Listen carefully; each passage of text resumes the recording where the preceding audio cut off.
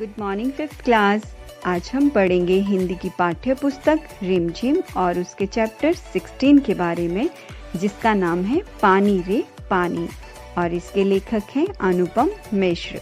तो बच्चों, आपने जल चक्र के बारे में पहले पढ़ा ही होगा कि सूर्य की गर्मी से समंदर का जो पानी है वो भाप बनता है और यही भाप जब ऊपर उड़कर जाता है तो वो बादलों का रूप धारण कर लेता है और जैसे ही ये ठंडा होता है तो वर्षा के रूप में धरती पर बरसता है, जिससे कुछ पानी पेड़ पौधों को मिलता है, कुछ नदी नालों में जाता है, कुछ पानी का हम प्रयोग करते हैं और कुछ पानी जो है वो व्यर्थ ही चला जाता है।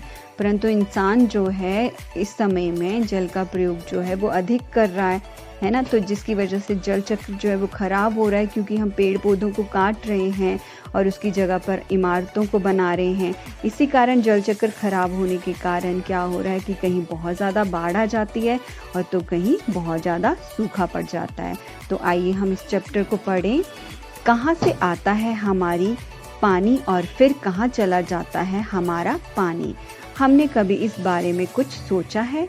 सोचा तो नहीं होगा शायद, पर इस बारे में पढ़ा ज़रूर है। भूगोल की किताब पढ़ते समय जल चक्र जैसी बातें हमें बताई जाती हैं। एक सुंदर सा चित्र भी होता है।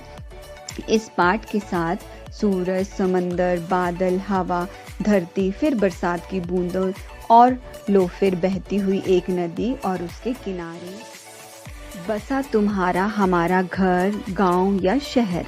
चित्र के दूसरे भाग में यही नदी अपने चारों तरफ का पानी लेकर उसी समंदर में मिलती दिखती है। चित्र में कुछ तीर भी बने रहते हैं। समुद्र से उठी भाप बादल बनकर पानी में बहती है और फिर इन तीरों के सहारे जल की यात्रा एक तरफ से शुरू होकर समुद्र में वापस फिर मिल जाती है। जल चक्र पूरा हो जाता है। ये तो हुई जल चक्र की किताबी बात, पर अब तो हम सबके घरों में, स्कूल में, माता पिता के दफ्तर में, कारखानों में, खेतों में पानी का कुछ अजीब सा चक्र सामने आने लगा है। नलों में अब पूरे समय पानी नहीं आता। नल खोलो तो उसमें पानी के बदले सूं सूं की आवाज आने लगती है। पानी आता भी है तो बेवक्त, कभी देर रात तो कभी भोर सवेरे। मीठी नींद छोड़कर घर भर की बाल्टियां, बर्तन और घड़े भरते फिरो। पानी को लेकर कभी कभी कहीं कहीं आपस में तू मैं भी होने लगती है। रोज रोज के इन झगड़े टंडों से बचने के लिए कई घरों में लोग नलों के पाइप में मोटर लगवा लेते हैं, जिससे कई घरों का पानी खींचकर एक ही घर में आ जाता है। यह तो अपने आसपास का हक छीनने जैसा काम है, लेकिन मजबूरी मानकर इस काम को मोहल्ले में कोई एक घर कर बैठे तो फिर और कई घर यही करने लगते हैं। पानी की कमी और बढ़ जाती है। शहरों में तो अब कई चीज़ों की तरह पानी भी बिकने लगा है। यह कमी गांव शहरों में ही नहीं बल्कि हमारे प्रदेशों की राजधानियों में और दिल्ली, मुंबई, कोलकाता, चेन्नई, बेंगलोर जैसे बड़े शहर में भी लोगों को भयानक कष्ट में डाल देती है। देश के कई हिस्सों में तो अकाल जैसी हालत बन जाती है। ये तो हुई गर्मी के मौसम की बात। लेकिन बरसात के मौसम में क्या होता है? लो, सब तरफ पानी ही बहने लगता है। हमारे तुम्हारे घर, स्कूल, सड़कों, रेल की पटरियों पर पानी भर जाता है। देश के कई भाग बाढ़ में डूब जाते हैं। ये बाढ़ ना गाँवों को छोड़ती है और ना मुंबई जैसे बड़े शहरों को। कुछ दिनों के लिए सब कुछ थम जाता है, सब कुछ बह जाता है। ये हालत हमें बताती है कि पानी का बेहद कम हो जाना और पानी का बेहद ज़्यादा हो जाना, यानी अकाल और बाढ़ एक ही सिक्के के दो पहलू हैं। यदि हम इन दोनों को ठीक से समझ सकें और संभाल लें तो इन कई समस्याओं से छुटकारा मिल सकता है।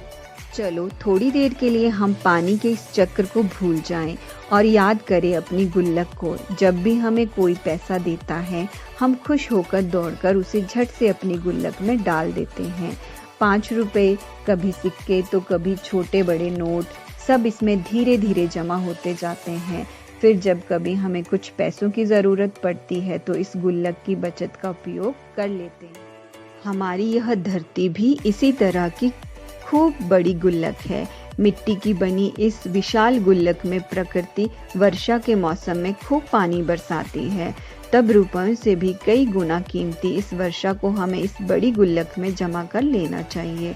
हमारे गाँव में, शहर में जो छोटे बड़े तालाब, झील आदि हैं, वे धरती की गुल्लक में पानी भरने का काम करते हैं। इसमें जमा पानी जमीन के नीचे छिपे जल के भंडार में धीरे धीरे रिसकर छन कर जा मिलता है। इससे हमारा भूजल भंडार समृद्ध होता जाता है। पानी का ये खजाना हमें दिखता नहीं, लेकिन इसी खजाने से हम बरसात का मौसम बीत जाने के बाद पूरे साल भर तक अपने उपयोग के लिए घर में, खेतों में, पाठशाला में पानी निकाल सकते हैं।